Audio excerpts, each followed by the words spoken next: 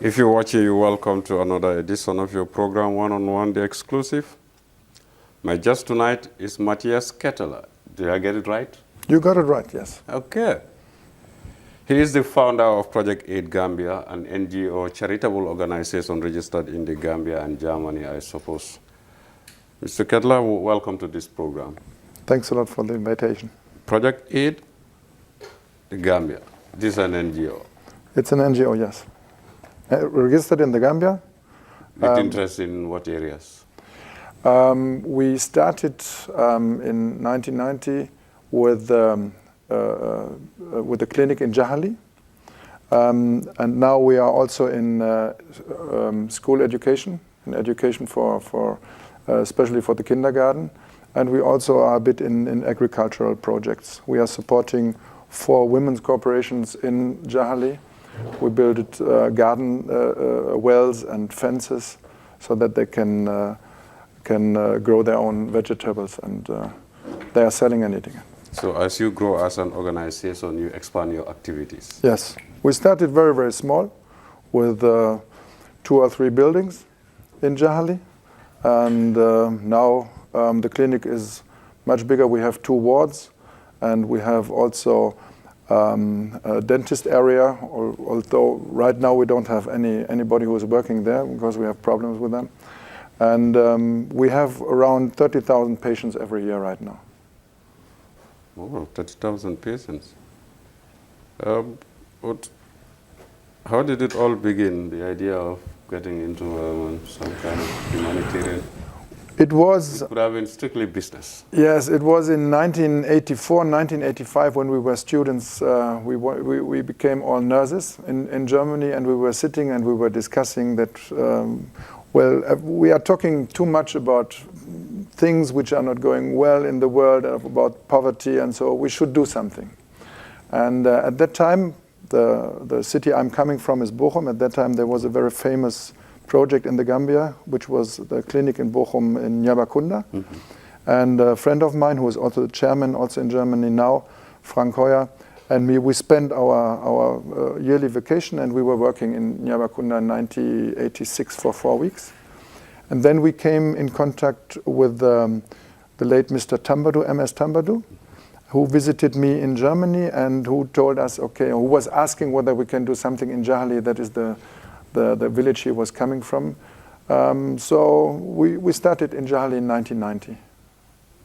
And he was very, very helpful, and he was supporting, and it was very, very important for us because when you are 27, 28, you don't know anything about the world, you don't know anything about the Gambia, and you have your first contacts. It's like a cultural shock. And if there is somebody who is giving you advices about the mentality, about the culture, things like this, it was very, very helpful for us. Going all the way back to school days, the formative stages of your idea about doing something about what is happening in the world.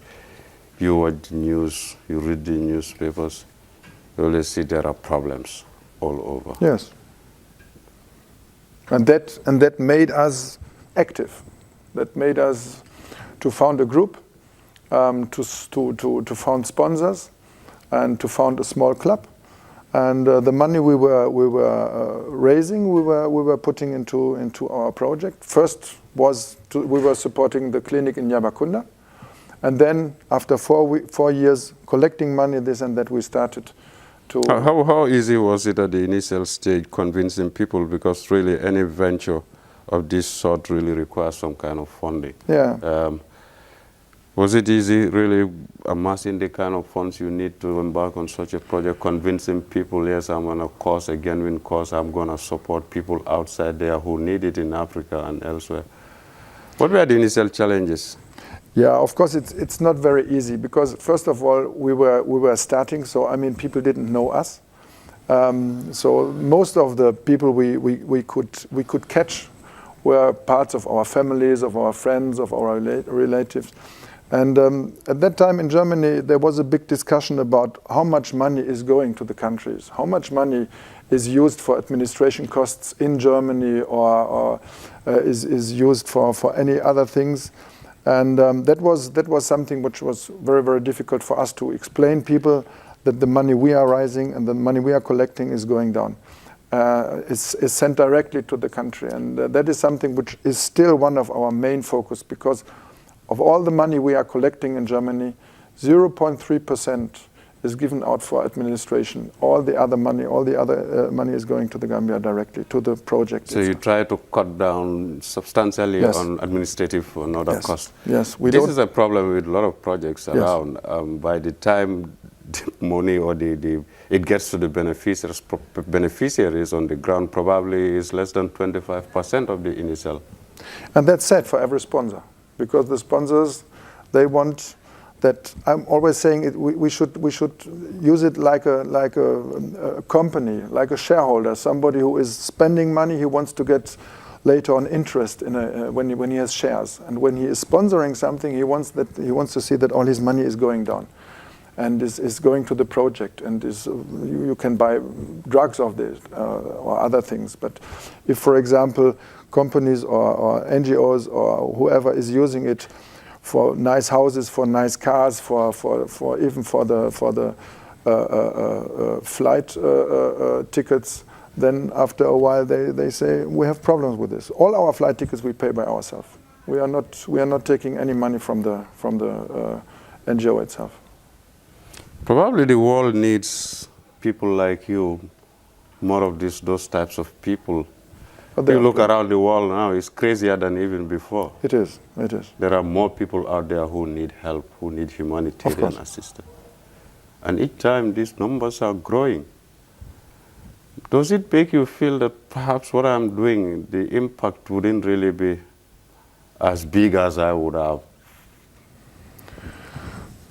Would it have watered down the? Yeah, we had a lot of discussions about this. I mean, after 20-25 years, you are always going through good times and going through bad times. I mean, we are dealing with the villagers.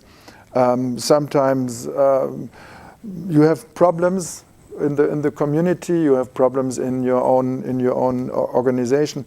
But I found out that it is very, very important. I mean, we are in Jahali, and it's dominated by Sarah Hullis.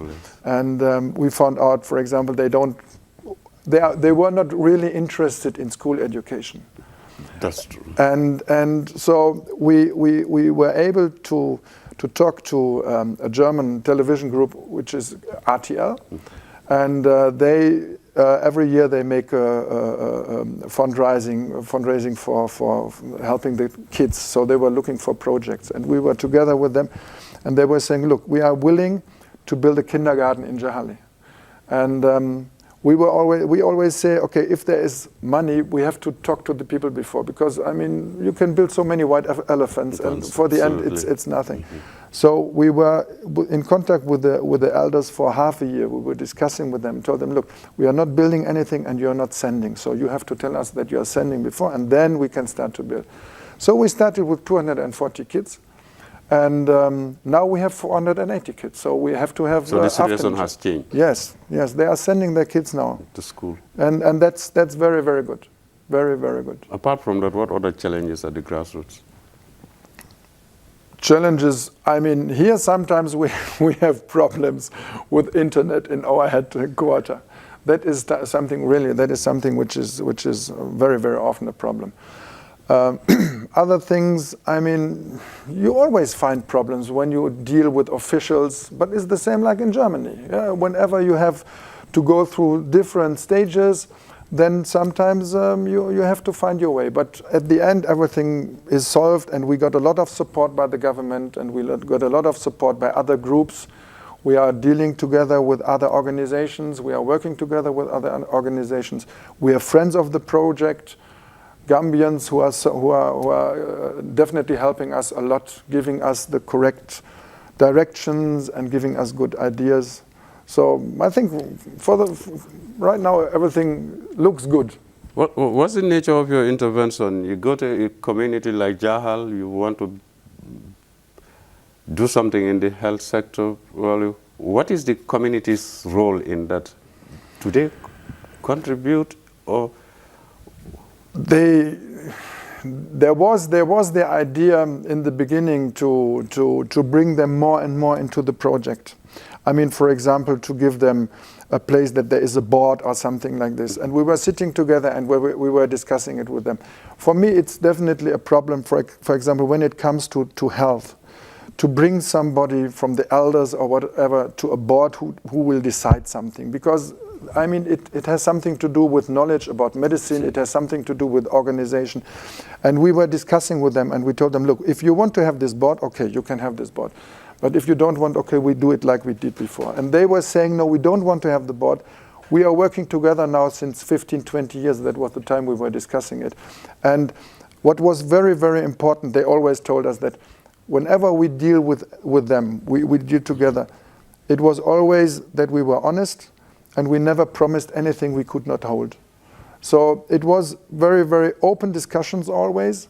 And at the end, we had an agreement and it was worked.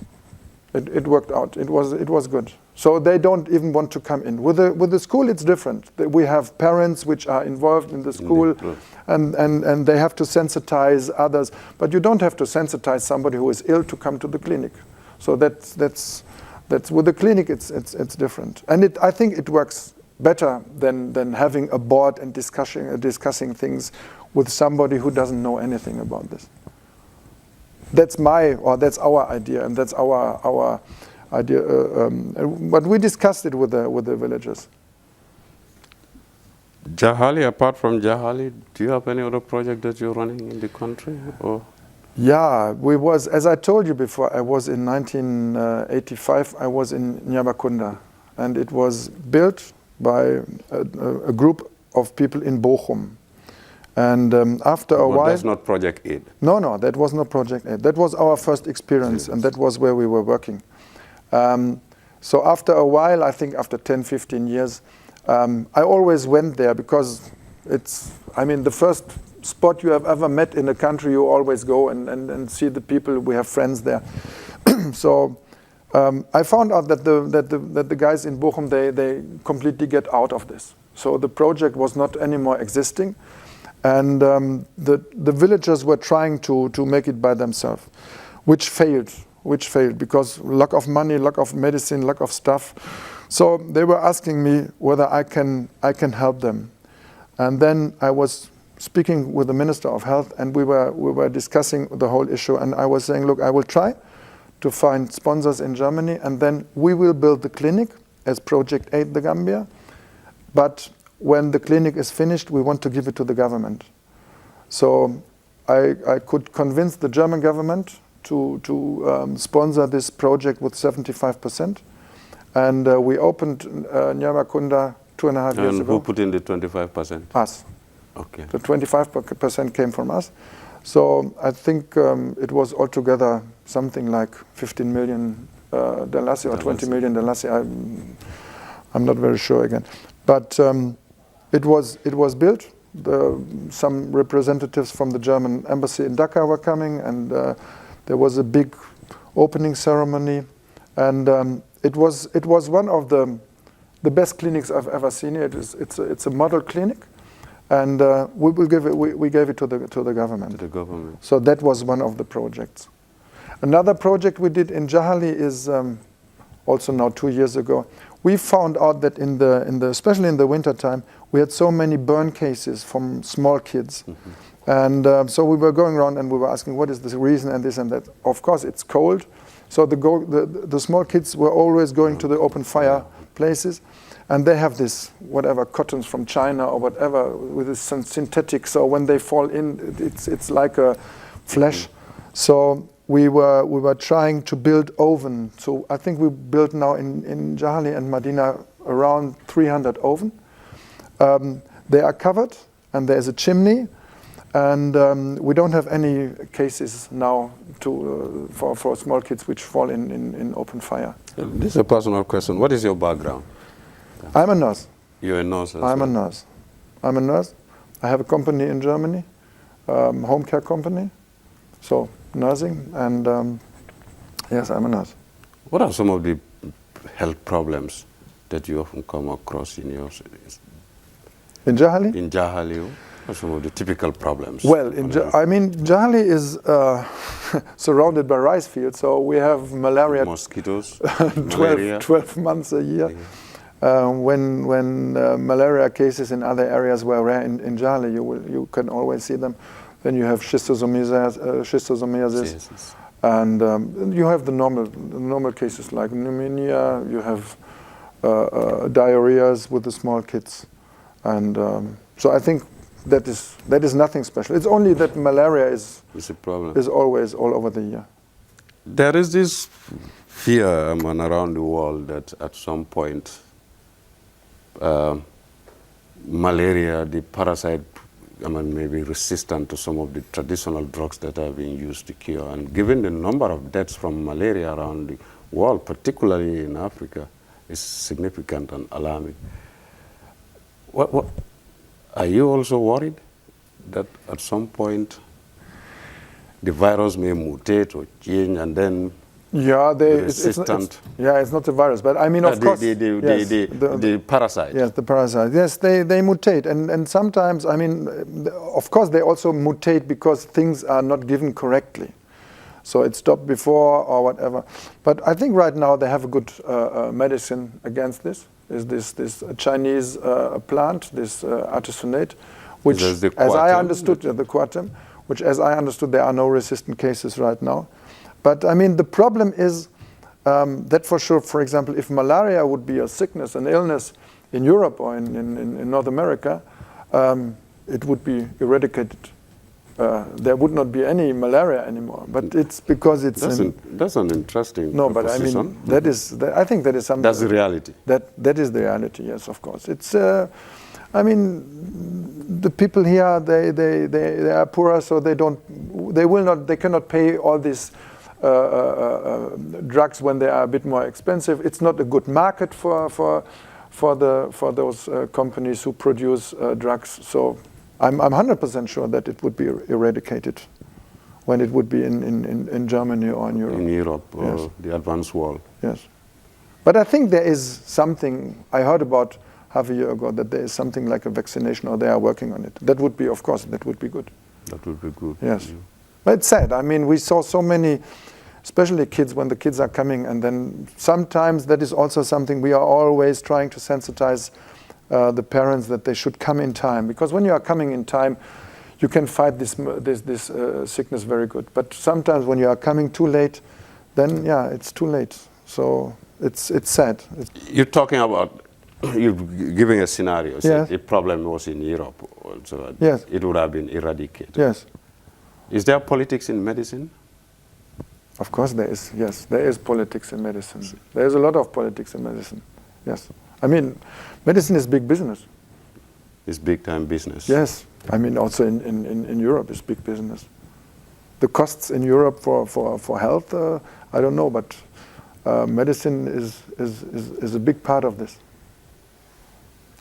Given the kind of job you do as a philanthropist, a humanitarian, Samaritan, whatever you call it, it gives the impression that really when politics gets hold of international medicine, or the pharmaceutical industry for that matter, probably morality is no longer an issue. It is all about profit and profit and profit. I ask this question. There have been medical conditions of late and diseases that have posed a major challenge to the pharmaceutical, clinical industry. Like HIV/AIDS, there was no cure for it as well. Was it also that the bulk of the problem is not in Europe or in the advanced world, that's why? I think that could be a reason, yes. It could be a reason. I mean, they were also starting with this HIV when there are more and more cases in America, when there are more and more cases in Europe, and I'm 100% sure that the companies or whatever, they are concentrating on these countries, and they are concentrating to there are other people like scientists. They are really hard working to help people. That is another story. But I mean, of course, it's also costly. I mean, it's costly to develop a new drug and to develop a new whatever. But it has definitely not a lot to do with morally. Yes, it's more business. It's more business. I think so. Yes, it is. It's sad, as I say. Yes, but okay. Coming back to your NGO, your personally, your relationship with the government of the Gambia, are they supportive? Yes, they are supportive. I mean, we are working together hand in hand in a way that from time to time they let me know what is needed, or when I'm here I'm talking to the minister, and we are trying when they give us any information, for example, they need these drugs or they need this, we are trying to help. Last time we brought a lot of food stuff for babies and a lot of antibiotics for small kids by container from Germany. And so whenever there is any chance, we are trying to help, yes. And there is a support. So when we have problems, they also support us a lot. So you're kind of a goodwill ambassador?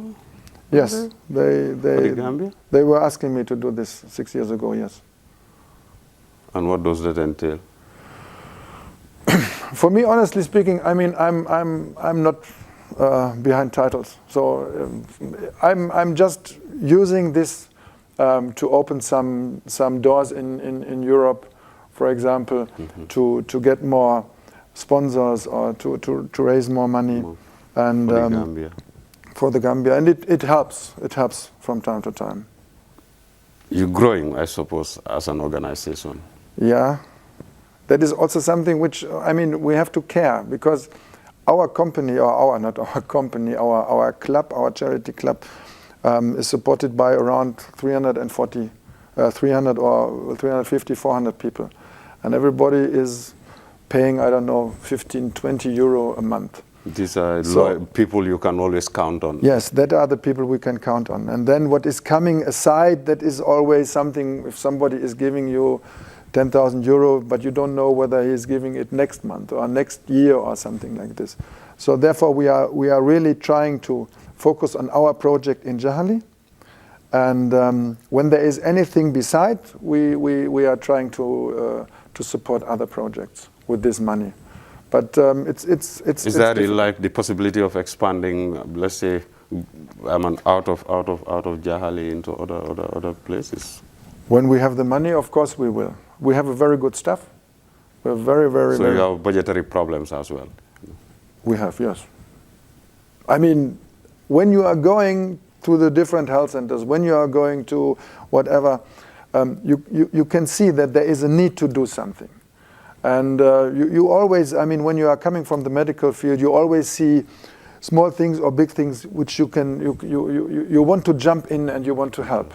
But of course, it's a problem of your own budget. So you always have to be careful.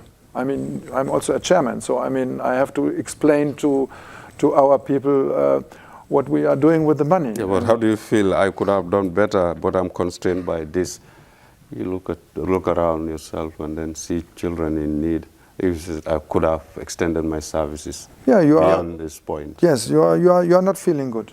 You are definitely not feeling good. If you see you could, there is a lot to do, but you cannot do because you don't have the budget.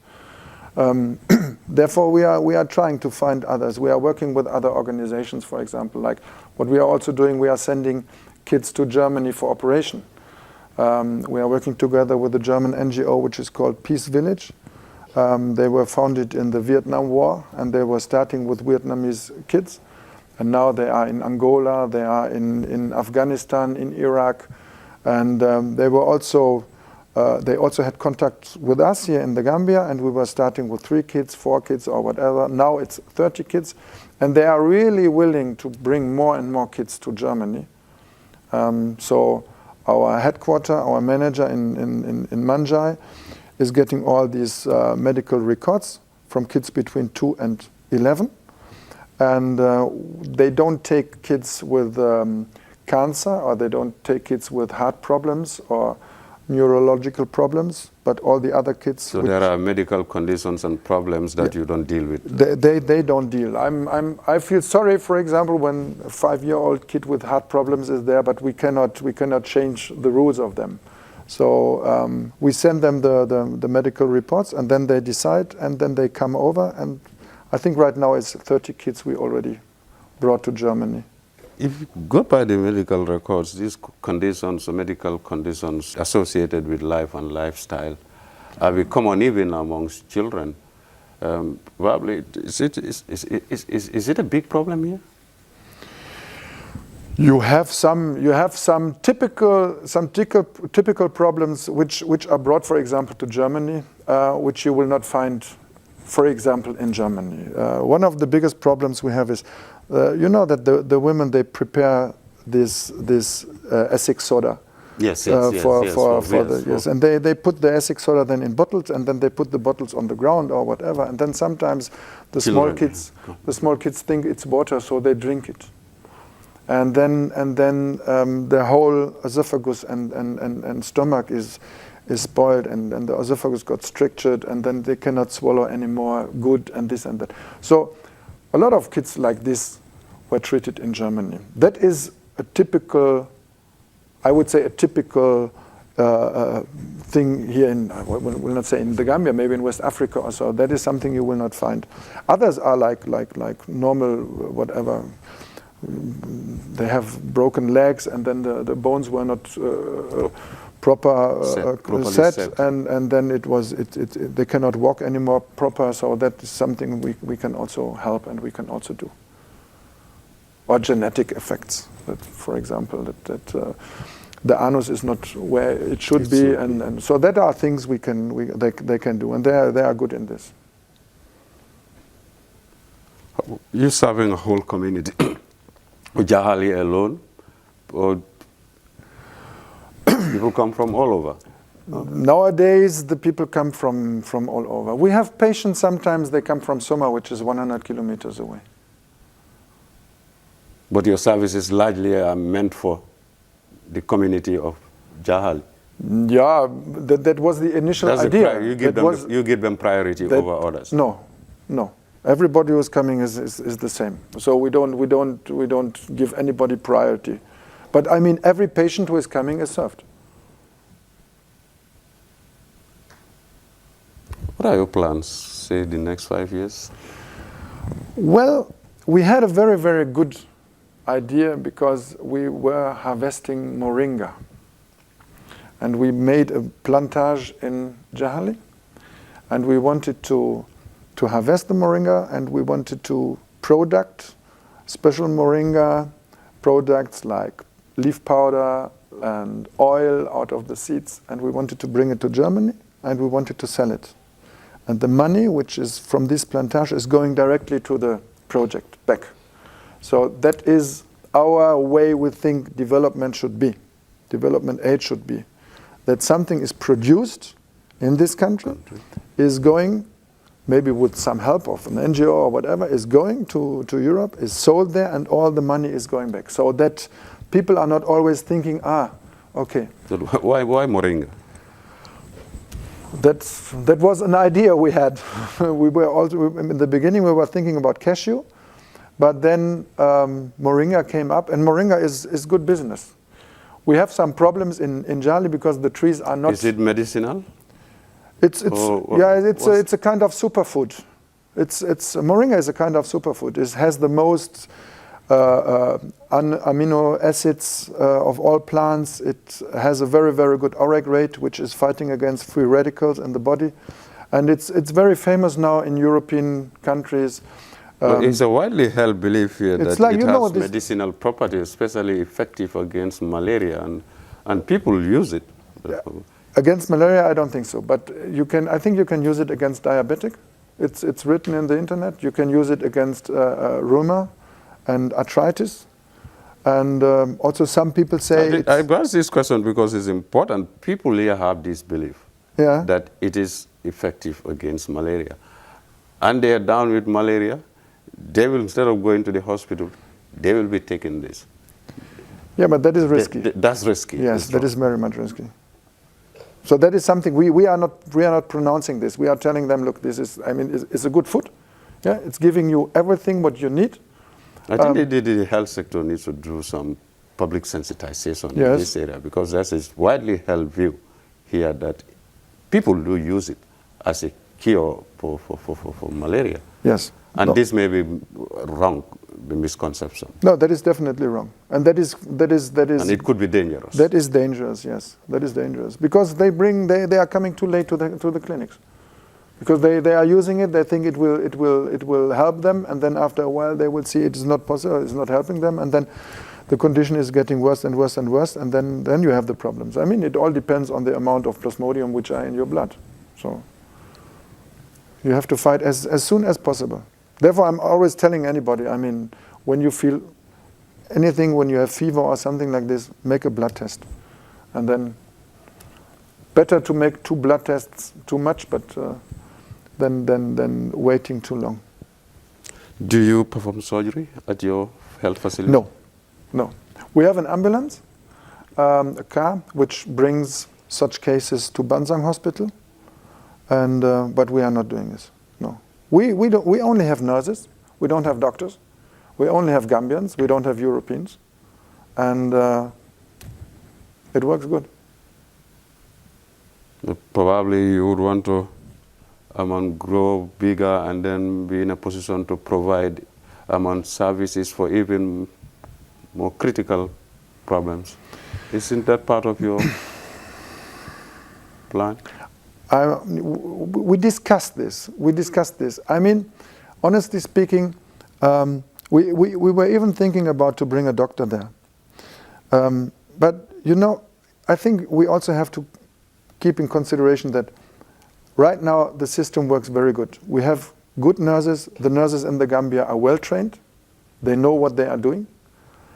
We brought a lot of German doctors here, and they were saying, look, they are better than us. Yeah, when it comes to the normal Gambian illnesses.